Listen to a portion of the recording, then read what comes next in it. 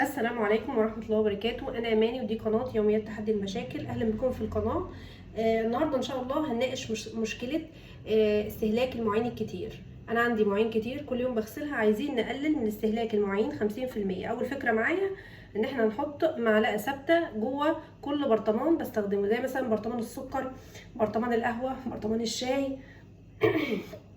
كل برطمان بستخدمه احط جواه معلقه. برطمان التوابل، برطمان الكمون، الكزبره، اللي هي التوابل بتاعتنا اللي احنا بنستخدمها دي، فنحط معلقه ثابته بحيث ان احنا كل ما نيجي نفتح البرطمان نستخدم المعلقه دي وتفضل جوه البرطمان، ولما تخلص الحاجه اللي جوه البرطمان نبقى نغسل بقى المعلقه ونغسل البرطمان كله على بعضه.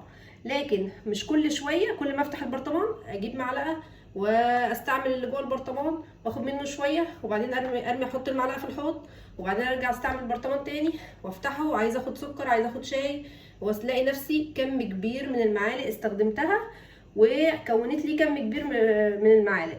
عايزين بقى نغسله فهتبقى مشكله. تاني فكره معايا، عندنا اطباق فل بنشتري فيها الاكل، زي مثلا اطباق الجبنه، اطباق الحلاوه.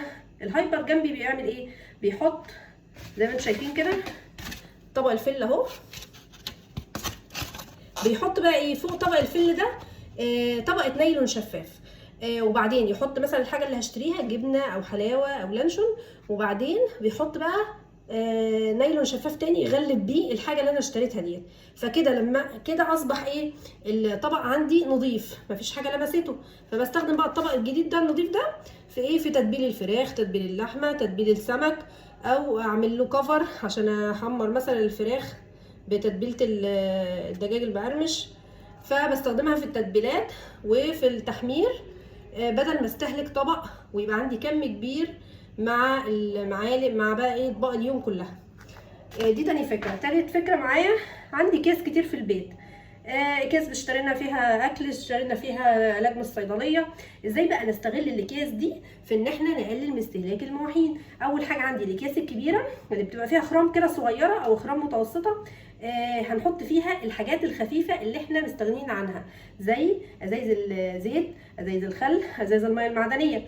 فهيبقى وزنها خفيف وبالتالي مش هتحمل على الكيس المخروم ده وتقطعه.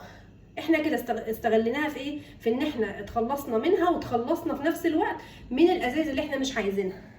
تاني فكره معايا، الاكياس الكبيره السليمه نرمي فيها الكمامه بتاع البيت. الفكره رقم 5، الاكياس الوسط السليمه نخليها للسلات بتاع الاوض، اوضه النوم، اوضه الصالون، اوضه السفره.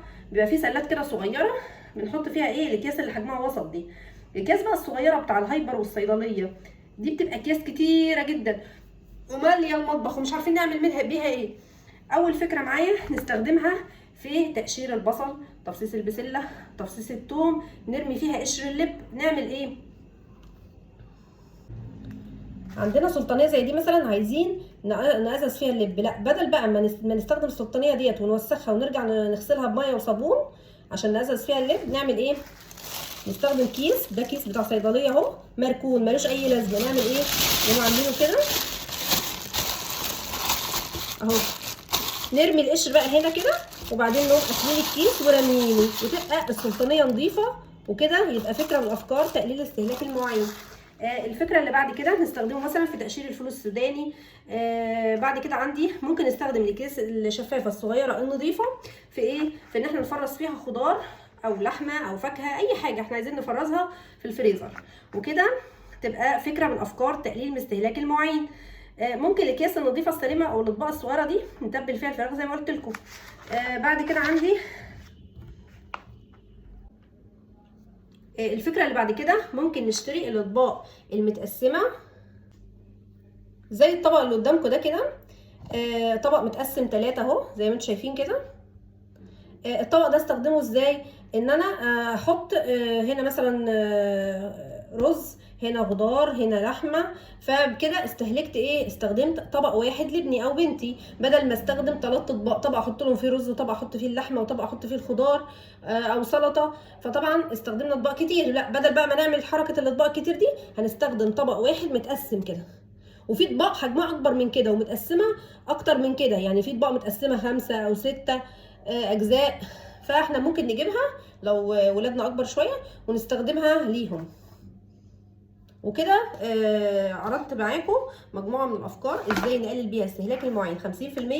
والموضوع ده هيقلل لنا كمان مش بس من استهلاك المواعين، ده هيقلل لنا من الجهد والتعب اللي احنا بنبذله في استهلاك المواعين، وهيقلل لنا كمان من استهلاك الميه.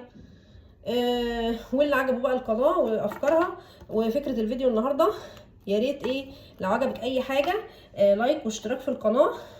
وشكرا جدا ليكم، والسلام عليكم ورحمه الله وبركاته.